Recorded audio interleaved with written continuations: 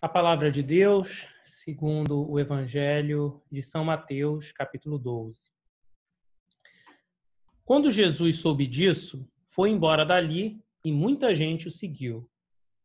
Ele curou todos os que estavam doentes e mandou que não contassem nada a ninguém a respeito dele. Isso aconteceu para se cumprir o que o profeta Isaías tinha dito. Disse Jesus: Aqui está o meu servo que escolhi, aquele que amo e que dá muita alegria ao meu coração. Eu porei nele o meu espírito e ele anunciará o meu julgamento a todos os povos.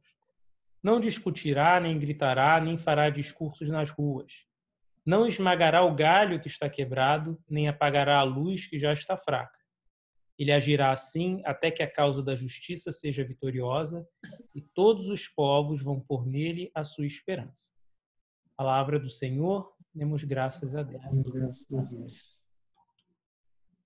A mensagem de hoje é uma mensagem que está bem relacionada, entretanto, a parte do Salmo que a gente tinha visto, né, o Salmo 139, que fala de um Deus que nos conhece desde as entranhas, desde o embrião. Eu não sei se no hebraico existia essa palavra embrião. Eu acho que isso é um pouco uma tradução um pouco mais livre que foi sendo colocada posteriormente e chegou inclusive ao nosso livro de oração comum. Eu me surpreendi até quando eu vi isso pela primeira vez. Mas, ao mesmo lado, se constrói junto com a profecia de Isaías, que é replicada no Evangelho. O Evangelho de São Mateus, ele é famoso por isso. Tá? O Evangelho de São Mateus ele é bastante famoso por buscar replicar alguns relatos do Antigo Testamento como prova do messianismo de Jesus. Então, o Evangelho de São Mateus, ele gosta de citar, conforme aconteceu isso, conforme o profeta disse. E aqui a parte que realmente é original, que não é entre aspas, um plágio, nem necessariamente um plágio, mas uma citação bibliográfica de outro texto da Bíblia, é somente os primeiros versículos. Né? Que quando Jesus soube disso, foi embora dali, muita gente o seguiu e curou todos os que estavam doentes e mandou que não contassem nada ou a ninguém a respeito dele. E é exatamente aqui que eu quero frisar para a nossa meditação curta no dia de hoje, porque justamente o cerne da profecia que está sendo citado se refere a isso. Se refere a uma certa descrição de Jesus. Uma descrição que é característica justamente do ministério cristão e não necessariamente característica do que muita gente hoje em dia pensa que deveria ser um ministério cristão. Então, ao contrário, né, do que a grande visão que foi criada hoje, que os grandes líderes cristãos precisam ser pessoas extremamente extravagantes, pessoas que falam a multidões e multidões, falam aos milhares, milhões, falam através da televisão, têm um estilo de vida extremamente exagerado, né? Sempre têm uma opinião a dar sobre qualquer assunto relacionado à política, a eventos, sempre tem que ungir, fazer um ato profético, fazer algum tipo de coisa que o coloque na berlinda da voz pública. Não pode deixar de estar nos holofotes. Precisam ser o quê? Influenciadores digitais. A gente partiu dos teleevangelistas, que são aqueles que apresentavam programas de TV, ainda tem isso até hoje, e agora a gente tem os pastores e as pastoras que são influenciadores digitais, eles estão nas plataformas digitais. Não que isso seja ruim de per si. Tá? A igreja estar presente nas plataformas digitais não é algo que é errado. O problema é quando a imagem do indivíduo que se diz representativo da igreja é maior do que a igreja em si, é maior que o Cristo, na cabeça dele, né? Porque maior que o Cristo não pode ser. Mas nas suas projeções.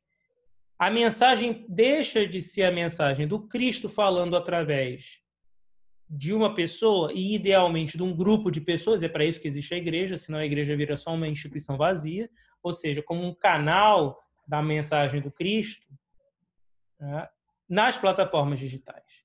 E passa a ser a mensagem de somente uma pessoa. É o pastor fulano, é o pregador fulano, é aquela pessoa que está sempre compartilhando mensagens em seu nome nas redes sociais. Esse é um erro que se perpetua ao longo da igreja durante muito tempo.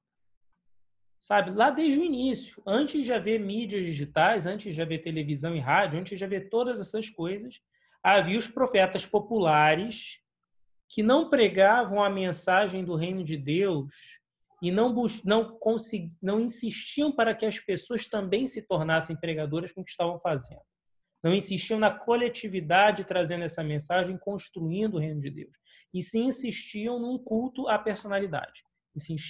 Pessoas que insistiam em aparecer e ser reconhecidas como isso.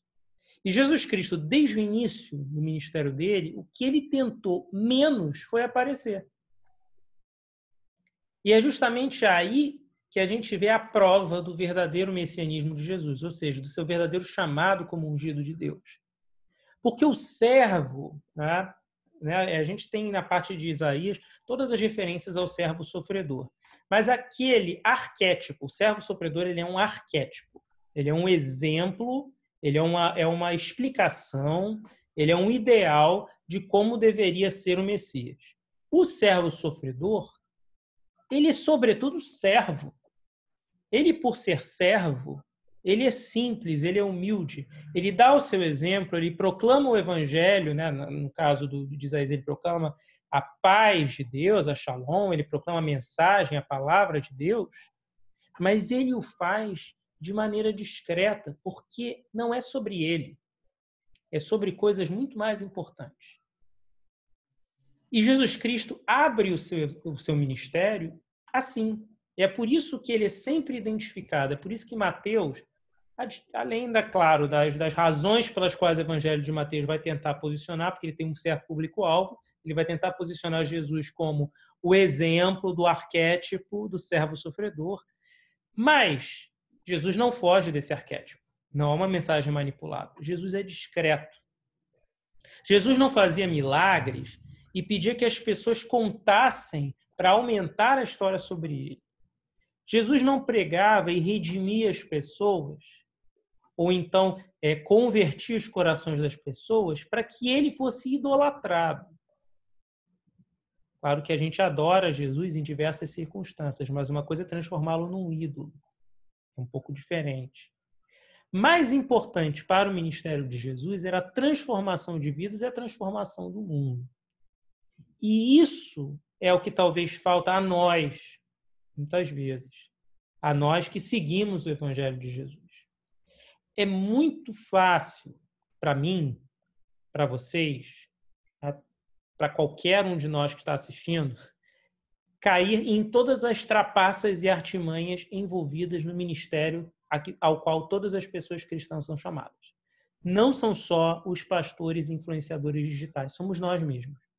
Porque existe uma coisa de muito bom, uma validação, uma autovalidação, quando a gente vai e faz uma oração com uma pessoa, ou quando a gente atende uma pessoa que necessita do nosso auxílio, e faz isso em nome de Cristo, e aquela pessoa se torna grata e, de certa forma, ela passa a desenvolver um afeto por você. Isso dá um afago na alma muito grande.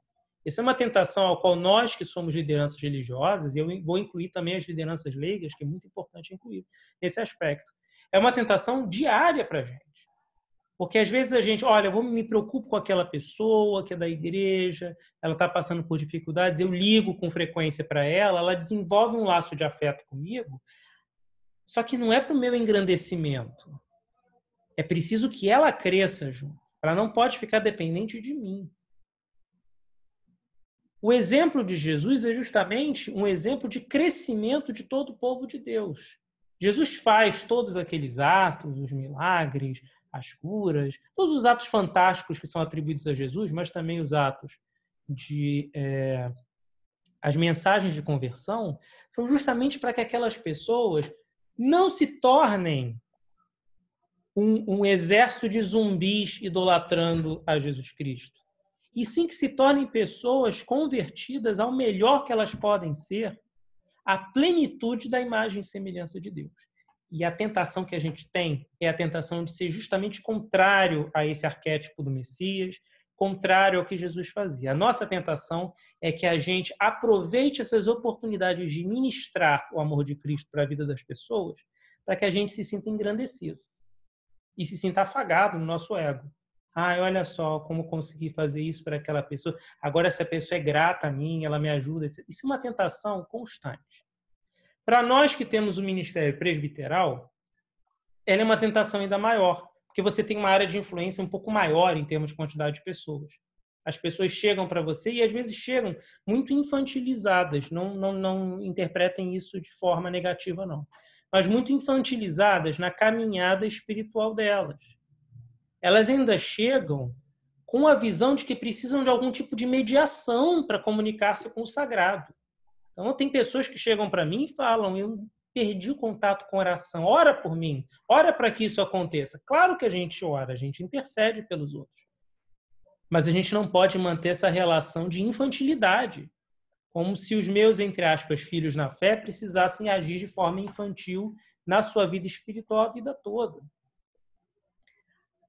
O nosso maior propósito, enquanto pessoas que têm esse ministério cristão, é que a nossa imagem diminua para que essas pessoas possam crescer na fé também. E aí se torna um ministério coletivo, se torna um ministério que todos nós fazemos. Por isso é importante que a gente aprenda com Jesus. Que nós não tenhamos um séquito de pessoas nos idolatrando, ainda que seja um séquito pequeno de pessoas mais próximas, que confiam somente na nossa oração ou confiam somente na nossa palavra, mas que a gente possa utilizar essas oportunidades para que essas pessoas cresçam espiritualmente e entendam que não somente elas têm um canal de acesso com Deus, mas que também podem construir uma vida espiritual mais madura com Deus e, inclusive, servir de influência a outras pessoas que venham a necessitar. Se o cristianismo tivesse, penso eu, adotado essa teoria que eu acabei de falar, uma teoria de crescimento comunitário espiritualmente com Deus, ao invés da mediação ao redor de certas pessoas importantes na igreja, bispos e padres e santos e santas e pastoras e pastores e tantas outras autoridades, se o cristianismo tivesse conseguido capacitar toda pessoa fiel a crescer, nosso mundo estaria muito diferente do que é agora. Nosso grande desafio é sempre, no nosso ponto de vista, no nosso lugar de fala, no lugar onde nós estamos atualmente, enquanto pessoas cristãs, entender que nada disso é sobre nós. Nem o nosso mestre queria aparecer com essa história toda de ser cristão ou de fazer o bem ou de trazer mensagens do evangelho para outras pessoas. Na verdade, a importância maior é que nós possamos ser canais do evangelho e que nós possamos ajudar na conversão nossa, de outras pessoas e do mundo ao nosso redor. Para que todos nós, não somente eu, não somente o influenciador digital, o pastor, o líder, o pregador, ou aquela pessoa que tem um papel de importância na igreja, mas todo o povo fiel consiga chegar à maturidade. Maturidade que implica saber o momento de agir em nome do evangelho, saber com quem a gente vai agir em nome do evangelho, o que falar, o que fazer, o que orar, o que esperar de Deus e, principalmente, como cidadãos e cidadãs do reino de Deus, proclamar esse reino de Deus já desde aqui e a transformação dessa realidade ao nosso redor no reino de Deus.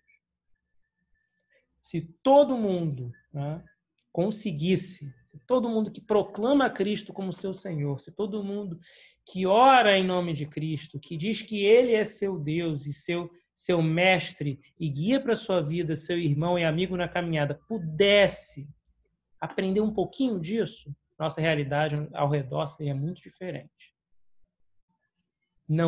O cristianismo não é sobre poucas lideranças de poder. O cristianismo significa que todas as pessoas, todos os fiéis que clamam a Cristo como seu Senhor, podem e devem crescer à imagem e semelhança de Deus, para que nós não sejamos apenas um grupo de ovelhas que segue pastores do mundo, mas um grupo de ovelhas capacitadas não somente a seguir o grande mestre, mas também a transformar o mundo naquilo que o grande mestre veio trazer para nós.